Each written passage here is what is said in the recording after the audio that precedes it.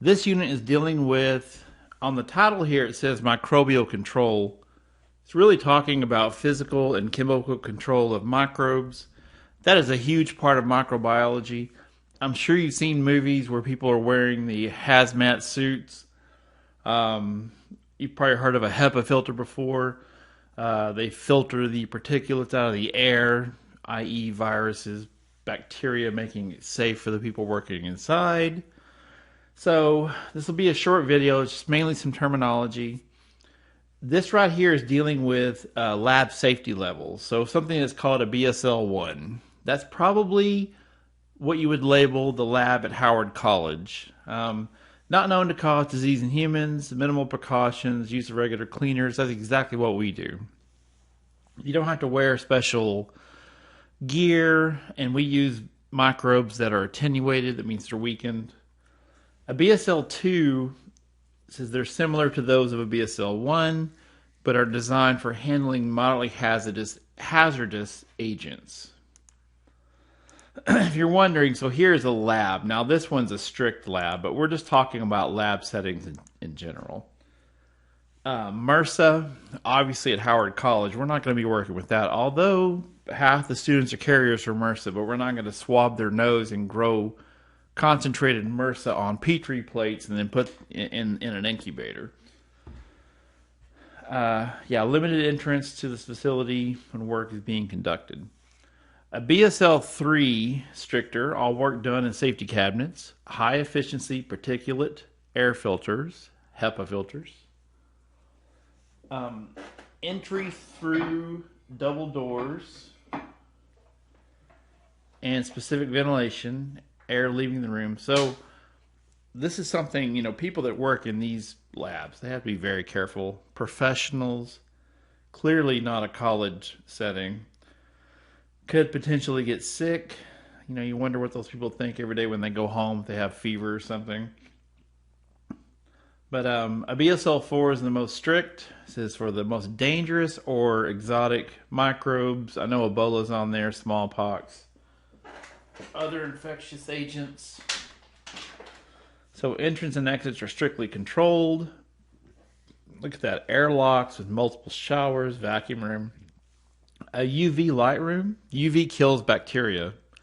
So you're talking about germicidal bulbs, probably.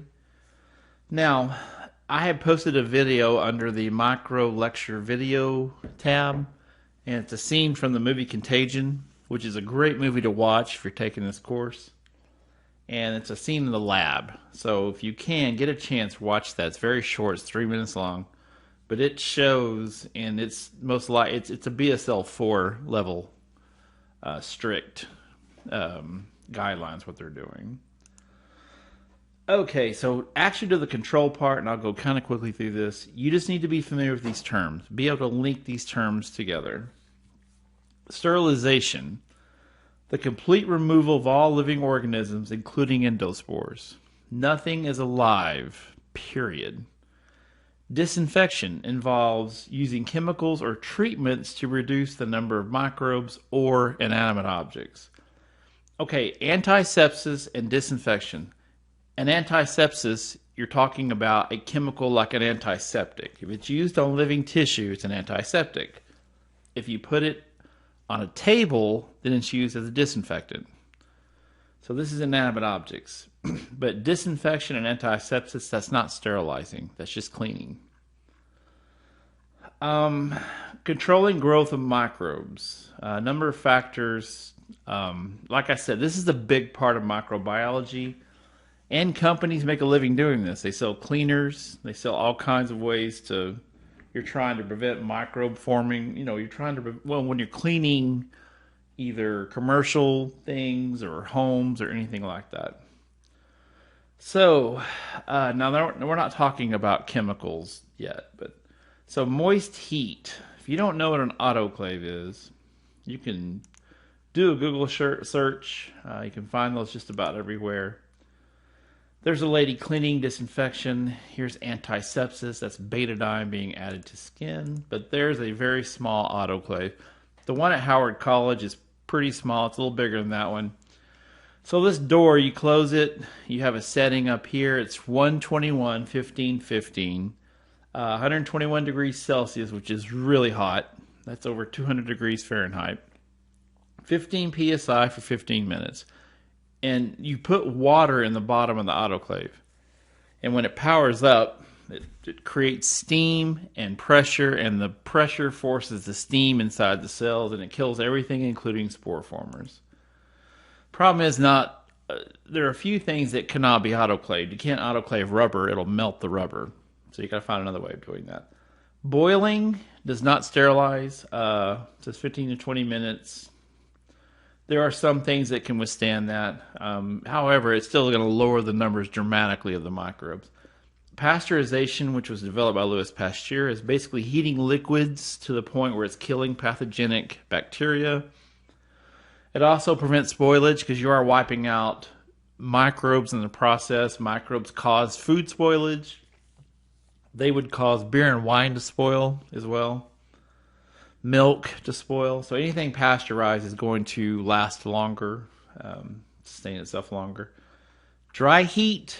Now, if you've already taken the lab or you're doing it right now, there's a video on how to flame a loop. That's incineration. That's 100%. That's the quickest way to sterilize something. The problem is that very few things can actually handle that. You can't sterilize tables and things with a flamethrower between patients. But yeah, anything metal, really, really good for dry heat. Freezing. Freezing does not kill everything. It does a lot of things, but it makes cells dormant. So they stop dividing. Desiccation is a method called drying out. Now, remember the section on osmotic pressure. Anything dry that has low water molecules, has a high osmotic pressure, well, in that case, it's going to draw water out of cells. So very few things can survive super dry conditions.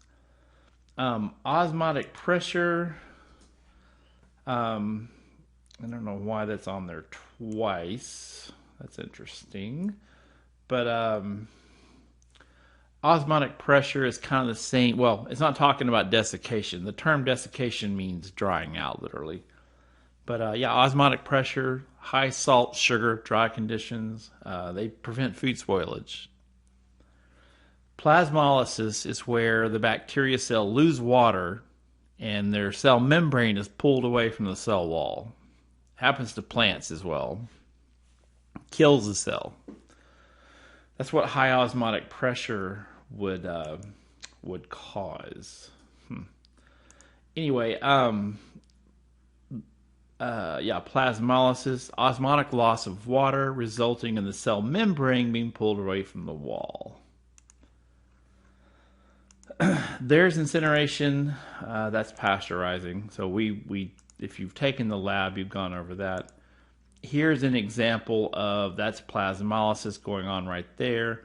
So here's the cell wall, cell membrane. You can see the cell wall's there, but the cell membrane's pulled away from the cell wall and it kills the cell, and that's supposed to be water leaving the cell.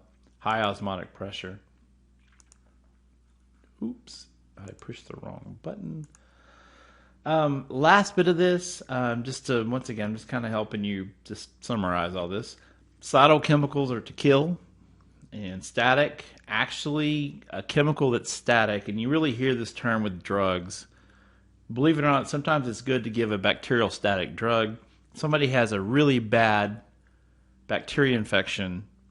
Instead of just killing all the cells with an antibiotic, which would make a person more sick, it would release toxins in the cell walls.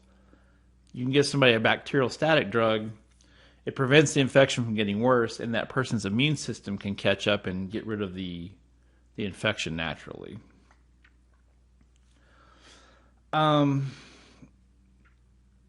Yeah, and look, the method of effects, it says it affects the permeability of the cell membranes, denaturing cell proteins. That means changing their shape, including enzymes, all kinds of methods. Chemotherapy is using chemicals to treat disease or an etiological agent which is causing the disease. And you can see here, antibacterial. I think most people know this. Anti is without. So this is killing bacteria, fungus. Synthetic is a drug man-made in a laboratory. You have oxytocin, which is a hormone produced by the hypothalamus in the human brain.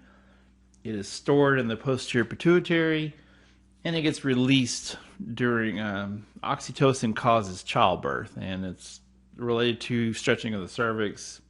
Why am I going there? Well, there's a synthetic version called Pitocin that's been man-made in the laboratory. It does the same thing. Natural antibiotics, that's penicillin, came from a penicillium. Antibiotics are chemicals produced by certain microbes that kill or inhibit the growth of other microbes. Semi-synthetic drugs, an antibiotic is based on a ring, R-I-N-G. It's called a beta-lactam ring, and that ring can be modified. There's times where bacteria become resistant, so you may have to go in there and change the ring so that it prevents binding of the cell wall and kills bacteria. So that's what a semi-synthetic drug is. And we have blank pages, and that is everything that we're going to cover for this section. Thanks for joining me.